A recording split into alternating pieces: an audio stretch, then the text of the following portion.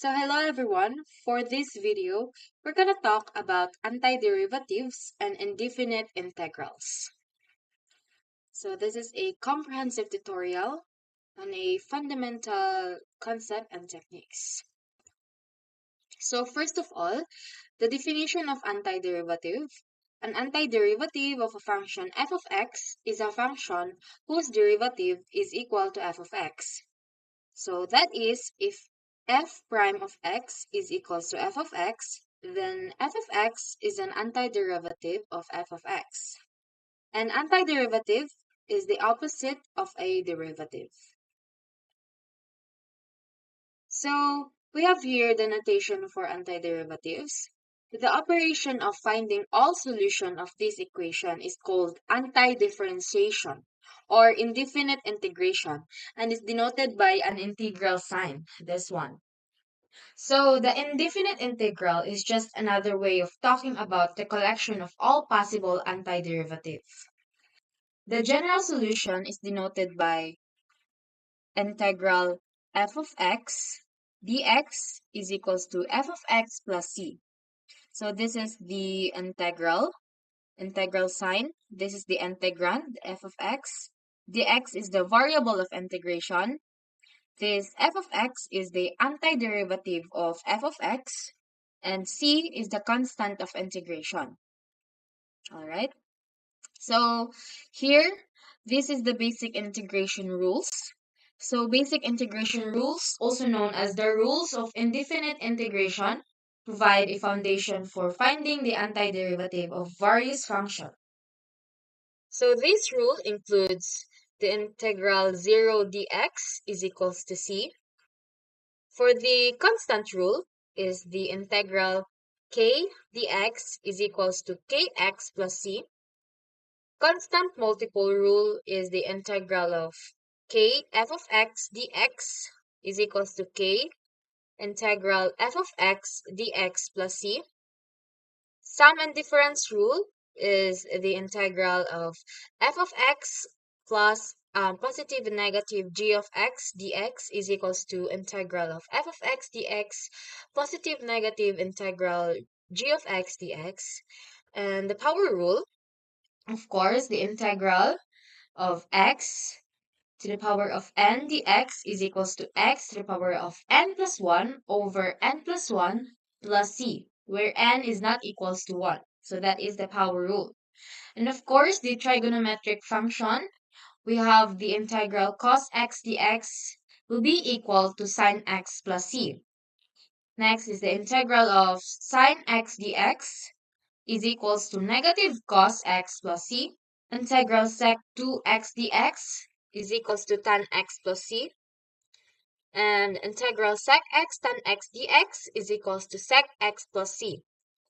We also have here the integral of c as c squared x dx will be equals to negative cot x plus c.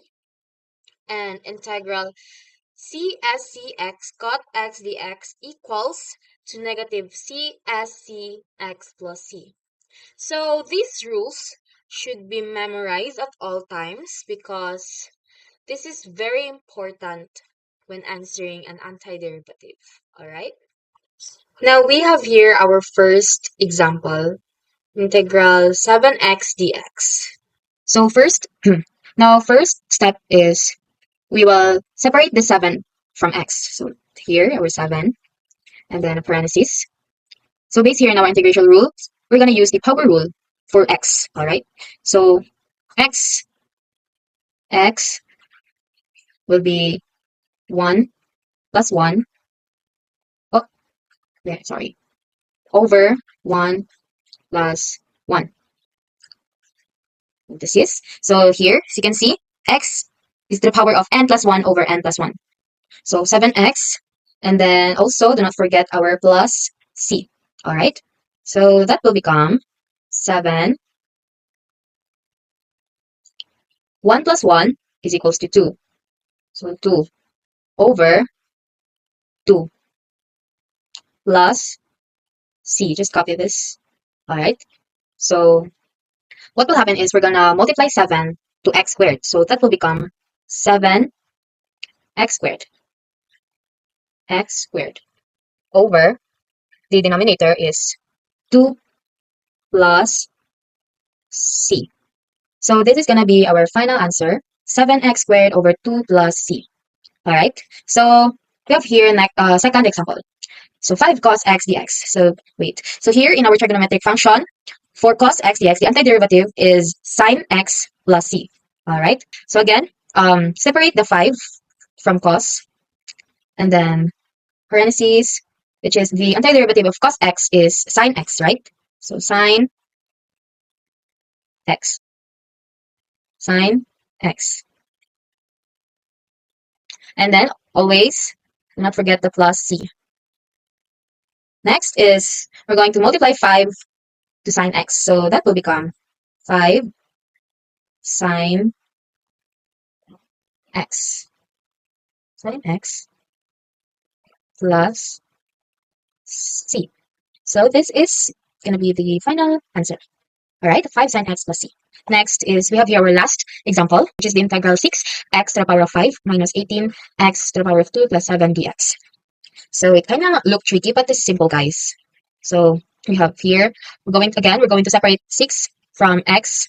So 6 parentheses x. So again, since we have here the x to the power of 5, we're going to add 1. So that will become 5 plus 1. And just copy the 5 plus 1. Plus 1. Right? So, and then parentheses. And then minus, just copy the sign here. So again, we're going to separate 18, and then x squared. So x squared plus 2 plus 1. All right. And then just copy our rule again. Don't forget the 2 plus 1. And then plus 7.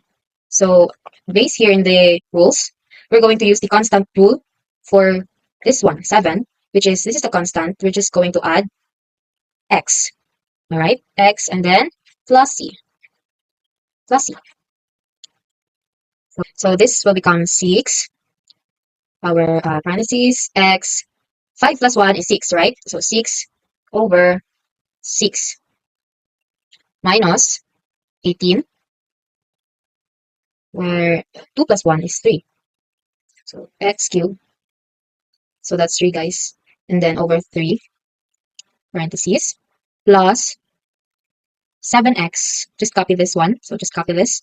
7x plus c. Always, always, always remember to put the c. Next is we're going to multiply 6 to x to the power of 6.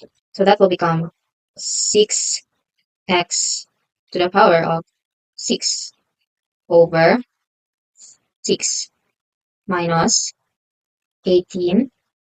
Again, multiply 18 to x cubed, 18x cubed over 3. Just copy the denominator, plus 7x plus c. Right. So this is not yet the final answer, all right? So as you can see here, 6 over 6 will be cancelled out. So the remaining will be x to the power of 6 minus, so 18, we can divide 18 over 3. So 18 divided 3 is 6. So that will become 6 and x cubed. Plus, just copy this one, 7x plus c. So this is the final answer. All right. So here's the final answer. So thank you. And once again, I am Sweet Siren M. Eliren from BSFT 211.